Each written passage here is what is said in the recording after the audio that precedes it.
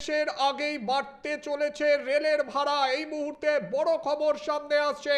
মোদী সরকারের সিদ্ধান্ত ২৬ ডিসেম্বর থেকে বাড়ছে ট্রেনের ভাড়া। নতুন ভাড়ায় রাজস্ব আয় বাড়বে ৬০০ কোটি টাকা। বাড়তে থাকা খরচ সামলাতেই এই সিদ্ধান্ত, এমনটাই জানা যাচ্ছে। আচমকাই বড় পদক্ষেপ ভারতীয় রেলের। ভাড়া বৃদ্ধি পাচ্ছে, মাথায় চিন্তার ভাঁজ সাধারণ আমজনতার। ২৬ ডিসেম্বর থেকে রেলের ভাড়া বাড়ানো হচ্ছে, এমনটাই জানা যাচ্ছে। নন এসি কোচে ভাড়া বৃদ্ধি পাচ্ছে। মেল এবং এক্সপ্রেস ট্রেনের নন এসি কোচে ভাড়া বৃদ্ধি পাচ্ছে। ভাড়া বৃদ্ধি পাচ্ছে এসি কোচেরও। নন এসি কোচ প্রতি কিলোমিটারে ২ পয়সা করে বৃদ্ধি পাচ্ছে।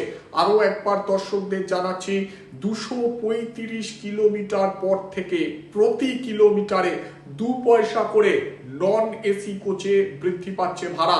অন্যদিকে এসি কোচের ক্ষেত্রেও ২ পয়সা করে বৃদ্ধি করা হচ্ছে, অর্থাৎ প্রতি কিলোমিটারে ২ পয়সা করে বৃদ্ধি করা হচ্ছে। রেল জানিয়েছে যেসব যাত্রীরা নন এসি কোচে ৫০০ কিলোমিটার পর্যন্ত ভ্রমণ করবেন তাদের অতিরিক্ত ১০ টাকা দিতে হবে।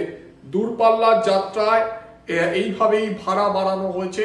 তবে দূরপাল্লার ট্রেনের ক্ষেত্রে ভাড়া বৃদ্ধি হলেও এখনো পর্যন্ত লোকাল ট্রেনের ভাড়া বাড়ানো হয়নি বলেই জানা যাচ্ছে।